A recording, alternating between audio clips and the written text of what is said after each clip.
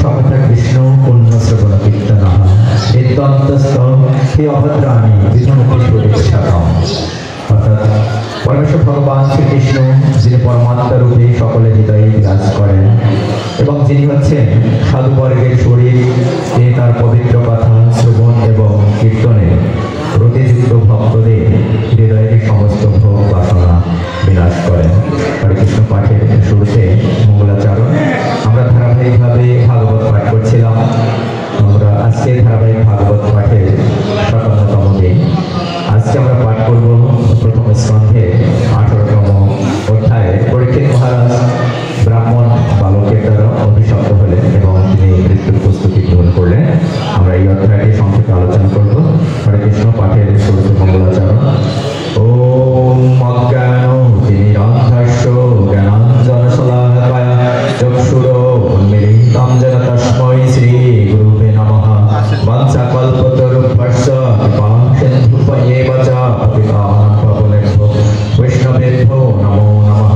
নমো মহাবদন্নায় কৃষ্ণপ্রেমপ্রদায় কৃষ্ণায় কৃষ্ণচৈতন্য নাম্নে গৌরতীশে নমঃ।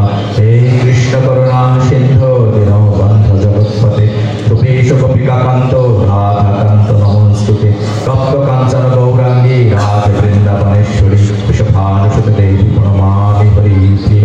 ওম বৃন্দায় তুলসী দেব্যৈ বিরায় কেশবশ্চ চ বিষ্ণু ভক্তিপ্রদ দেবী সত্যবৎসৈ নমো নমঃ।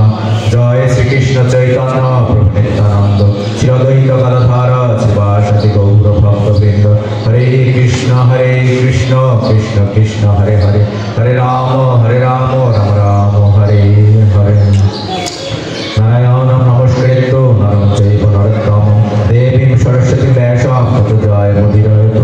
নষ্টপ্রায়শ ভদ্রেষু নিত্যং ভাগবত সেবায় ভগবতী উত্তম শ্লোকে ভক্তির্ভাবতি নৈষ্ঠিসি। ওম নমো ভগবতে বাসুদেবায়। ওম নমো ভগবতে বাসুদেবায়। ওম নমো ভগবতে বাসুদেবায়। ওম নমো ভগবতে বাসুদেবায়। মুখমকরতি বাচালং তুমুদং নরকৃতি যৎকৃপতমহং বন্দে পরমানন্দ মাধবম। হরে কৃষ্ণ। ভাগবত কথা শ্রবণ করবার সৌভাগ্য সকলেরই হয় না। যাদের পূর্ব জীবনের স্বীকৃতি রয়েছে তারাই ভাগবত কথা শ্রবণ করতে পারে। ভাগবতমের মঙ্গলাচরণ। ভাগবতমের মঙ্গলাচরণে ভাগবতমের প্রথম ৩টি শ্লোক আমরা পাঠ করি। প্রথম শ্লোক হচ্ছে কি ভগবানকে অতি প্রণতি জ্ঞাপন। ওম নমো ভগবতে বাসুদেবায় জন্মাদস্য তন্ময়াত পিতরং প্রচর্তেষু বৈদ্যশরৎ তেনে ব্রহ্মরিদা জাদিকবয় মজ্জন্তি যৎসুরায় তেজবারি মেদা যতবিনিময়ং চতুর্থি স্বর্গ অমৃষ ধাম্নসেনা সদা নিরস্তপূর্ণম সত্যম পরম। আমি সেই পরম সত্যের ধ্যান করি। সেই পরম সত্য হচ্ছে কি পরমেশ্বর ভগবান শ্রীকৃষ্ণ। হে বসুদেব তনয় শ্রীকৃষ্ণ, হে সর্বব্যাপ্ত পরমেশ্বর ভগবান, আমি আপনাকে আমার সশ্রদ্ধ প্রণতি নিবেদন করি। আমি শ্রীকৃষ্ণের ধ্যান করি। কেন তিনি হচ্ছেন প্রকাশিত ব্রহ্মাণ্ড সুখের সৃষ্টি স্থিতি এবং প্রলয়ের পরম কারণ হচ্ছে পরমেশ্বর ভগবান শ্রীকৃষ্ণ দেবকীনন্দন। তিনি প্রত্যক্ষ এবং পরোক্ষভাবে সবকিছু সম্বন্ধে অবগত এবং তিনি সম্পূর্ণভাবে স্বাধীন অর্থাৎ স্বরাট। কেননা তার অতীত আর কোনো কারণ নেই। তিনি আদিকবি ব্রহ্মার হৃদয়ে সর্বপ্রথম বৈদিক জ্ঞান প্রদান করেছিলেন। তার দ্বারা মহান ঋষিরা এবং স্বর্গের দেবতারা মহাচ্ছন্ন হয়ে পড়েন। ঠিক যেভাবে মহাচ্ছন্ন হয়ে পড়লে আগুনে জল দর্শন হয় অথবা জলে মাটি দর্শন হয়, তারই প্রভাবে জড় প্রকৃতির ৩টি গুণের মাধ্যমে জড়জগৎ সাময়িকভাবে প্রকাশিত হয় এবং তা অলিক হলেও সত্যবত প্রতিবাদ হয়। তাই আমি সেই পরমেশ্বর ভগবান শ্রীকৃষ্ণের ধ্যান করি, যিনি জড় জগতের মূল থেকে সম্পূর্ণভাবে মুক্ত। তার ধামে নিত্যকাল বিরাজ করেন। আমি তার ধ্যান করি কারণ তিনি হচ্ছেন পরম সত্য। ধর্ম পঞ্চজিত কৈতব অত্র পরম নির্মৎসারাণাম শতম বেদম বাস্তবম অত্র বস্তু শিবদম তাপত্রয় উন্মূলনম। অর্থাৎ এই শ্রীমদ্ ভাগবতমের চরণে আশ্রয় গ্রহণ করলে আমরা ত্রিতাপ ক্লেশ থেকে আমরা মুক্তি লাভ করব। অর্থাৎ আধ্যাত্মিক, আধিভৌতিক, আদিদৈবিক এই ত্রিতাপ ক্লেশ থেকে আমরা মুক্ত হব। শ্রীমদ্ ভাগবতে মহামুনি কৃতে বিম্ব পরগেশ্বরে সদ্যরিদি অবরুদ্ধতে অত্র কৃতি বিশিষ্ট সুবিতৎক্ষণাৎ। এই ভাগবত কথা রচনা করেছেন কি পরমেশ্বর ভগবান শ্রীকৃষ্ণের সপ্তাবেশ অবতার অর্থাৎ ব্যাসদেব। তিনি এই ভাগবত গ্রন্থ রচনা করেছেন। নিগমকল্পতরু গলিতম ফলম সুখমুখাৎ অমৃত দ্রব্য সংযতম পিবত ভাগবতা সমালয় মুহুর আহ রসিক ভূ বিভাবুকঃ। নিগমকল্পতরু গলিত চিন্তাশীল মানুষ, কল্প বৃক্ষরূপী বৈদিক শাস্ত্রের সুপক্ষ ফলে শ্রীমদ ভাগবত গ্রন্থ, যা অমল পুরাণ নামে পরিচিত, তা শ্রী সুখদেব গোস্বামীর শ্রীমুখ থেকে নিশ্চিত হয়েছিল। তাই ফলটি আরো উপাদেয় হয়েছে, যদি অমৃতময় রস মুক্ত পুরুষরা পর্যন্ত আস্বাদন করে থাকেন। হরে কৃষ্ণ। আজকে আমরা পাঠের মূল পাঠে আমরা প্রবেশ করি। যে পরীক্ষিত মহারাজ, আমরা এর আগে আমরা পাঠ করেছি কি, যে পরীক্ষিত মহারাজ তিনি রাজ্য শাসন করেছেন এবং কলি সম্মুখীন হয়েছেন এবং কলিকে তিনি 4টি জায়গায় থাকার স্থান প্রদান করেছিলেন। এবং সেই 4টি জায়গা কি, যেখানে আমিষাহার হয়, যেখানে অবৈধ স্ত্রী সঙ্গ হয়, যেখানে মদ গাঁজা জুয়া খেলা হয়, সেই জায়গায় তিনি স্থান প্রদান করেছেন। কিন্তু পরীক্ষিত মহারাজের রাজ্যে সেই জায়গা কোথাও খুঁজে পায়নি। অবশেষে 5ম স্থান দেওয়া হলো কোথায়? স্বর্ণে তাকে স্থান দেওয়া হলো। আমরা 17তম অধ্যায় এবং কলিযুগে কলি মুখোমুখি হলো পরীক্ষিত মহারাজ। এই অধ্যায়ে আমরা দেখব পরীক্ষিত মহারাজ কে ছিলেন, অর্থাৎ তিনি ছিলেন হচ্ছে কি শ্রোতা।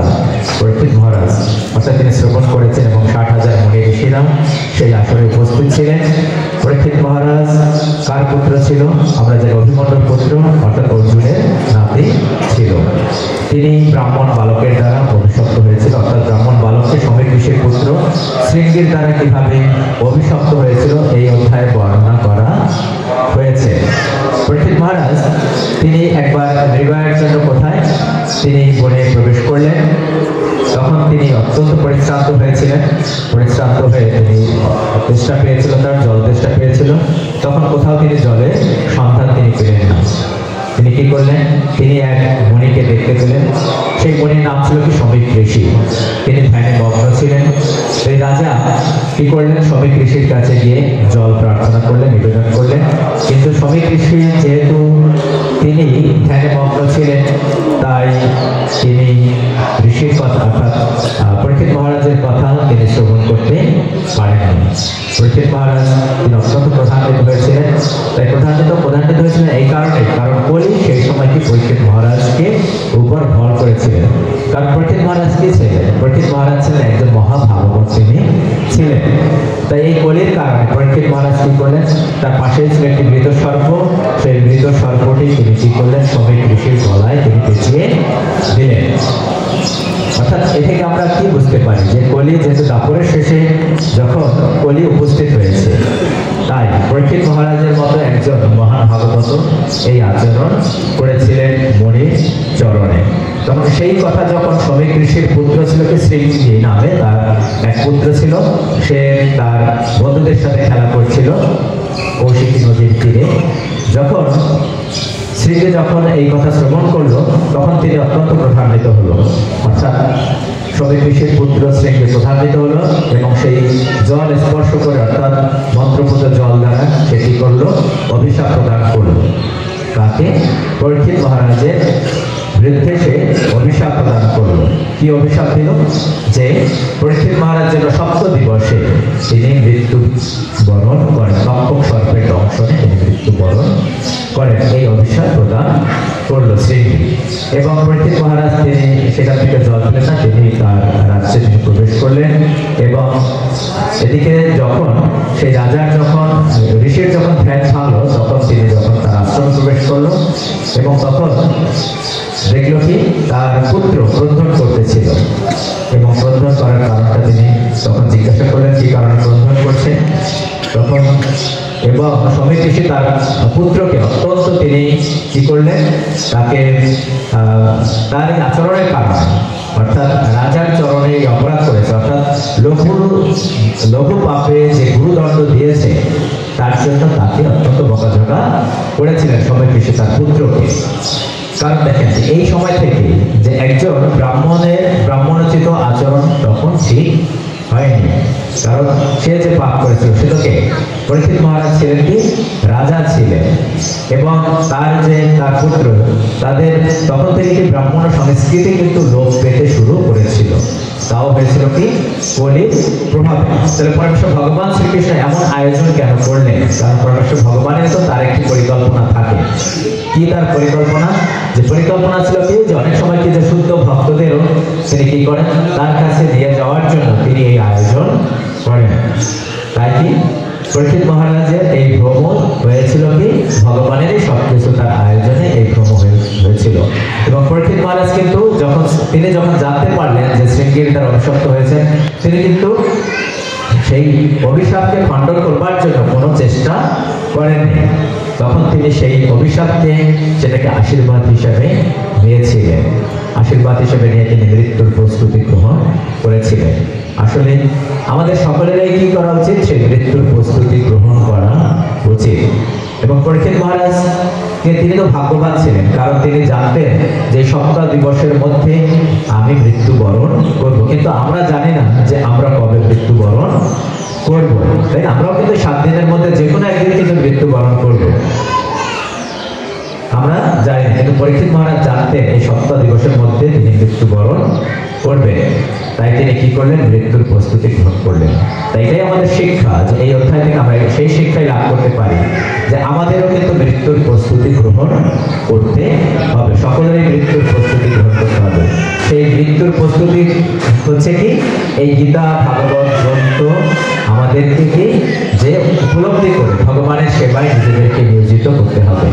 গীতায় বলা হয়েছে সর্বধর্মান পরিত্যাজ্যমানে শরণম ব্রজ, অর্থাৎ সমস্ত ধর্ম পরিত্যাগ করে, সমস্ত কৈতব ধর্ম সল ধর্ম পরিত্যাগ করে আমার চরণে আশ্রয় গ্রহণ করে। অর্থাৎ আমাদের হৃদয়ের অজ্ঞানতা দূর করে আমরা ভগবানের সেবায় যেন নিয়োজিত করতে পারি। ভাগবতের মধ্যে হচ্ছে কি ভক্তি, জ্ঞান এবং বৈরাগ্য 3টি সুষুপ্ত অবস্থায় রয়েছে, এবং আমাদের মধ্যেও কিন্তু এই হৃদয়ে ভক্তি, জ্ঞান, বৈরাগ্য সুষুপ্ত অবস্থায় রয়েছে। আমাদের ভক্তিকে যদি জাগ্রত করতে চাই, জ্ঞান অর্জন করতে চাই এবং বৈরাগ্য যদি অর্জন করতে চাই, তাহলে ভাগবতের আশ্রয় গ্রহণ করতে হবে। শুধুমাত্র ভক্তির দ্বারা আমরা ভগবানকে লাভ করতে পারবো না। ভগবানকে পেতে হলে আমাদের ভক্তি প্রয়োজন, কিন্তু জ্ঞান শূন্য এবং বৈরাগ্য শূন্য ভক্তি হচ্ছে কি অন্ধের সমতুল্য, আমরা ভগবানকে লাভ করতে পারবো না। কারণ আমাদের হৃদয়ের অজ্ঞানতা যদি দূর না হয়, তাহলে তো আমরা ভগবানের সেবায় নিজেদেরকে নিয়োজিত করব না। তাই এই ভাগবতের মাধ্যমে আমরা আমাদের হৃদয়ের অজ্ঞানতা যেন দূর হয়, তখনই আমরা কি করতে পারবো? আমাদের শ্রদ্ধা থেকে প্রেম জাগ্রত হবে। কার প্রতি প্রেম জাগ্রত হবে? পরমেশ্বর ভগবান শ্রীকৃষ্ণের প্রতি। অভিপ্রীতি, অপ্রতিহতা, আমাদের ভক্তি জাগ্রত হবে। সেটা হচ্ছে কি? ভক্তি হচ্ছে কি শ্রীকৃষ্ণের প্রতি, অহিপ্রীতি আমাদের অহিতি, অর্থাৎ কোনো কিছু চাওয়া পাওয়ার ঊর্ধ্বে যে ভগবানের প্রতি যে ভালোবাসা, সেটাই হচ্ছে কি প্রকৃত ভক্তি। সর্বই পুংসাম পরধর্ম যত ভক্তি অধর্মছে অহিপ্রীতি অপ্রতিহতা জয় প্রসিদ্ধ। অর্থাৎ পরমেশ্বর ভগবান শ্রীকৃষ্ণের প্রতি অহিপ্রীতি, অপ্রতিহতা, ভক্তি, প্রেম, এটাই হচ্ছে আমাদের প্রকৃত ভক্তি। তাহলে আমরা কি ভগবানকে লাভ করতে পারবো। হরে কৃষ্ণ। আমাদের ভাই ভাগবত পাঠের মূল উদ্দেশ্য হচ্ছে কি? যে আমাদের যে সমস্ত বৈষ্ণবীয় তিথি রয়েছে সেগুলো যেন আমরা যথাযথভাবে পালন করতে পারি। এর পালনের মূল উদ্দেশ্য হচ্ছে কি? যে ভগবানকে স্মরণ করা। আমরা যেন এক মুহূর্তেও পরমেশ্বর ভগবান শ্রীকৃষ্ণকে ভুলে না যাই, তার জন্য আমাদের এই বৈষ্ণবীয় তিথিসমূহ পালন করব। সামনেই রয়েছে আমাদের বৈষ্ণবীয় তিথি বা আমাদের সর্বশ্রেষ্ঠ ব্রত একাদশী ব্রত। এই একাদশী ব্রত হচ্ছে কি বিজয়া একাদশী। পরবর্তী একাদশী হচ্ছে কি বিজয়া একাদশী। এই একাদশী 24শে ফেব্রুয়ারি, অর্থাৎ আজকে 21শে ফেব্রুয়ারি, আগামী সোমবার আপনারা এই একাদশী ব্রত নিষ্ঠার সাথে পালন করবেন। বিজয়া একাদশী ব্রত তা শ্রবণ করে আপনারা বুঝতে পারছেন, যদি আমরা বিজয় অর্জন করতে চাই, জড়জাগতিক বিজয় যদি অর্জন করতে চাই, তাহলে নিষ্ঠার সাথে আমরা এই একাদশী পালন করব। ভগবান রামচন্দ্র এই একাদশী পালন করে তিনি সীতা দেবীকে উদ্ধার করেছিলেন, তিনি লঙ্কা বিজয় করেছিলেন। তাই আমরাও যদি আমরা জড়জাগতিক কোনো কিছু লাভ করতে চাই, তাহলে এই একাদশী আমরা নিষ্ঠার সাথে পালন করব। কিন্তু একজন শুদ্ধ ভক্ত কে চান? তিনি কখনোই কোনো কিছু জড়জাগতিক চাওয়া পাওয়ার ঊর্ধ্বে তিনি শুধুই কি চান? ভক্তি চান। তিনি শুধুই কি চান? তিনি ভগবানের প্রতি যে কি চান? প্রেম চান, ভগবানকে ভালোবাসতে চান, তাকে সেবা প্রদান করতে চান। একজন শুদ্ধ ভক্ত তিনি অনৈতিকভাবে পরমেশ্বর ভগবান শ্রীকৃষ্ণের সেবা করে যেতে চান। তিনি কোনো কিছু জড়জাগতিক কোনো লাভের জন্য, তার ইন্দ্রিয় দর্পণের জন্য কোনো কিছুই কামনা করেন না। এটা কিন্তু মনুষ্য জীবনের উদ্দেশ্য, যে ভগবানের সেবা করা। তাহলে কি হবে? যে আমাদের এটাই মৃত্যুর প্রস্তুতি, যে মৃত্যুর সময় অন্তকালে পরমেশ্বর ভগবান শ্রীকৃষ্ণের কথা স্মরণ করে এই জড়দেহ ত্যাগ করব। এবং যখন আমরা মৃত্যুর সময় ভগবানকে স্মরণ করে জড়দেহ ত্যাগ করবো, তখন কি গতি হবে? শ্রীকৃষ্ণ কি বলেছেন? আমরা আমাদের কোথায় ঠিকানা? আমাদের যে নিত্য ঠিকানা গোলক বৃন্দাবন ধাম বা বৈকুণ্ঠ লোকে আমাদের ঠিকানা হবে। তাহলে জন্ম মৃত্যুর চক্র থেকে আমরা মুক্তি লাভ করতে পারবো। এবং এই একাদশীর পালন হচ্ছে কি? যে রোজ মঙ্গলবার সকাল 6টা 24 থেকে সকাল 10টা 16 পর্যন্ত, সকাল 6:24 থেকে সকাল 10:16 পর্যন্ত এই সময়ের মধ্যে আপনারা পালন করবেন। আপনারা পঞ্চশস্য পরমশ ভগবান শ্রীকৃষ্ণকে নিবেদন করে তা মহাপ্রসাদ রূপে গ্রহণ করবেন। তাই এটা হচ্ছে কি যে বিজয়া একাদশী, আমরা যদি বিজয় অর্জন করতে চাই, আমাদের সমস্ত পাপকে যদি দূরীভূত করতে চাই, তাহলে আমরা প্রতিটি একাদশী নিষ্ঠার সাথে পালন করব। কারণ একাদশী মানে হচ্ছে তপস্যা, একাদশ ইন্দ্রিয়ের সাহায্যে ভগবানের সেবা। এভাবে আমরা তপস্যায় নিয়োজিত হব। এটাই হচ্ছে কি মূল শিক্ষা, আমাদের গীতা ভাগবতের মূল শিক্ষা, যে আমরা যেন এক মুহূর্ত কৃষ্ণকে ভুলে না যাই। এবং আজকে আমরা একটু ব্রহ্মসংহিতা পাঠ করি। ব্রহ্মসংহিতা হচ্ছে কি যে ভাগবতের নির্যাস হচ্ছে কি ব্রহ্মসংহিতা। ঈশ্বর পরম কৃষ্ণ সচ্চিদানন্দ বিগ্রহ অনাদিরাদি গোবিন্দ সর্ব কারণ কারণম চিন্তামণি প্রকরচত মমসু কল্প বৃক্ষ লক্ষ্মণ বিদেশু চিরবিপালয়ন্তম মুক্ষি সহস্র সহস্র সংগ্রম বংশেবমান্নম গোবিন্দ আদি পুরুষম তমহং ভজামি। সে আদি পুরুষ গোবিন্দকে আমরা ভজনা করি। বেনুক অনন্তম অরবিন্দ অরবিন্দলায় কাক্ষম বহর অবতাম সমসিতাম্বুদ সুন্দর অঙ্গম গন্ধর্ব কোটি কমনীয় বিশেষ শোভম গোবিন্দ আদি পুরুষম তমহং ভজামি। অর্থাৎ মুরালিগণ তৎপর কমল দলের ন্যায় প্রফুল্ল নয়নকার পরমেশ্বর ভগবান শ্রীকৃষ্ণের, ময়ূর পুচ্ছধারীকে দেবকী নন্দন শ্রীকৃষ্ণ, নীলমেঘ বর্ণ অপূর্ব সুন্দর অঙ্গ বিশিষ্ট কোটি গন্ধর্ব মোহন সেই আদি পুরুষ গোবিন্দকে আমরা ভজনা করি। আলোল চন্দ্র কলস বনমাল্ল বংশী রত্নাঙ্গদ তনয়কে নিকলা বিলাসম শ্যামম ত্রিভঙ্গ ললিতম নিয়ত প্রকাশম। অর্থাৎ ত্রিভঙ্গ ললিতম কার পরমেশ্বর ভগবান শ্রীকৃষ্ণ, যা ভাগবতমে বর্ণনা করা হয়েছে দশম স্কন্ধে 90টি অধ্যায় পরমেশ্বর ভগবানের লীলা কথা। গোবিন্দম আদি পুরুষম তমহং ভজামি। অঙ্গানি যস্য সকল ইন্দ্রিয় বিক্রিমন্তি পশ্যন্তি পান্তি কলয়ন্তি জীনাম জগন্তি আনন্দ চিন্ময় সদুজ্জ্বল বিগ্রহস্য গোবিন্দ আদি পুরুষম তমহং ভজামি। অদ্বৈতম অচ্যুতম অনাদিম অনন্ত রূপম আত্মম পুরাণ পুরুষম নব যৌবনম চ বেদেশু দুর্লভম দুর্লভম আত্মভক্ত গোবিন্দ আদি পুরুষম তমহং ভজামি। তিনি অদ্বৈত অচ্যুত অনাদি অনন্ত রূপ আত্ম পুরাণ পুরুষ হয়েও নব যৌবন সম্পন্ন সুন্দর পুরুষ পরমেশ্বর ভগবান শ্রীকৃষ্ণ। সেই পরমেশ্বর ভগবান শ্রীকৃষ্ণকে যেন আমরা এক মুহূর্ত ভুলে না যাই, সেই প্রার্থনাই করি। অন্তস্থ কটি শতবৎসর সম্প্রবক্ত বায়ুরাত বিমানস মুনিপুঙ্গবানাম সোপি আস্তাদপ্রদ ছিন্ন বিচিন্ত তত্ত্বে গোবিন্দ আদি পুরুষম তমহং ভজামি। একোপি অশ্ব রচয়িতম জগদণ্ড কোটি যৎশক্তিরস্তি জগদণ্ড চায়াদন্ত খণ্ডান্তরস্তু পরমাণু ত্রয়ন্তরত্ন গোবিন্দ আদি পুরুষম তমহং ভজামি। যদ্ভাব ভাবিত ধিয়মনুজাস্তথৈব সম্প্রাপ্য রূপমহিমা জনপুষুষ্টিক্তম এব নিগমপতিতোয় স্তুবন্তি গোবিন্দ আদি পুরুষম তমহং ভজামি।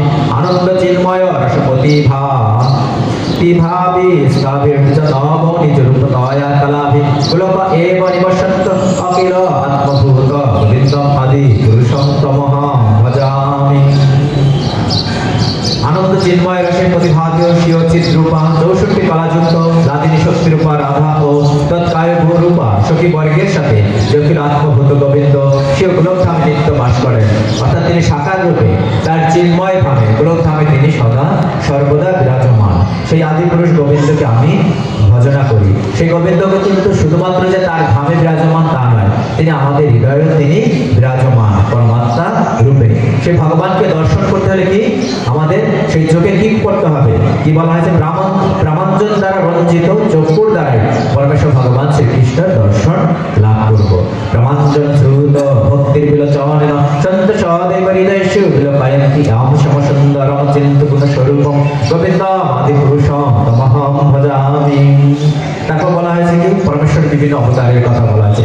রাম আদি মূর্তিষ কলা নিয়ে মেন নিষ্ঠান নানা অবতারম পরমধুরেষু কিন্তু কৃষ্ণ স্বয়ং সমভাত পরম কোমাচ্য গোবিন্দ আদি পুরুষম তমহং ভজামি। যস্য প্রভা ভগবত জগদণ্ড কোটি কোটিষু অশেষ সুধা আদি বিভূতি ভিন্নম তদ ব্রহ্ম নিষ্কলম অনন্তম অশেষ ভূতম গোবিন্দম আদি পুরুষম তমহং ভজামি। মায়াহি যস্য জগদণ্ড শতানি সুতে ত্রৈগণ্য তত বিষয় বেদ বিতায়মান সত্তা বলম্বী পরসত্য বিশুদ্ধ সত্যম গোবিন্দম আদি পুরুষোত্তমহং ভজামি সত্যরাজ তমগুণ রূপী ত্রিগুণময়ী এবং জড় ব্রহ্মাণ্ডগত বেদ জ্ঞান বিস্তারিণী মায়া যার অপরা শক্তি সেই সত্তাশ্রয়ী পরসত্য নিবন্ধ বিশুদ্ধ সত্যরূপ আদি পুরুষ গোবিন্দকে আমি ভজনা করি। আনন্দ চিন্ময় রসাত্মকায় মনুষ্য ইয় প্রাণী নাম প্রতিফলন সরতাম পিত্ত লীলাইতিন ভুবনানি জয়ত্তজষ্টম গোবিন্দম আদি পুরুষম তমহা ভজামি। গোলকনাম নিজ ধামনি তলে তস্য দেবী মহেশ হরি ধান সুতেষু তেষু তে তে প্রভাব নিচয় হীদর্শ দেন গোবিন্দ আদি পুরুষম তমহা ভজামি। অর্থাৎ এখানে বিভিন্ন ধামের কথা বর্ণনা করা হয়েছে। কি কি সেই ধাম?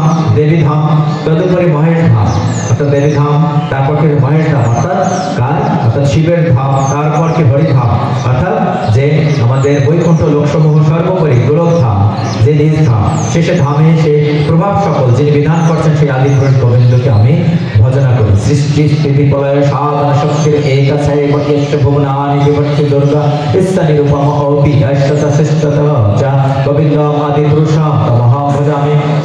অর্থাৎ মা দুর্গা হচ্ছে কি পরমেশ্বর ভগবান শ্রীকৃষ্ণের কি মায়া শক্তি।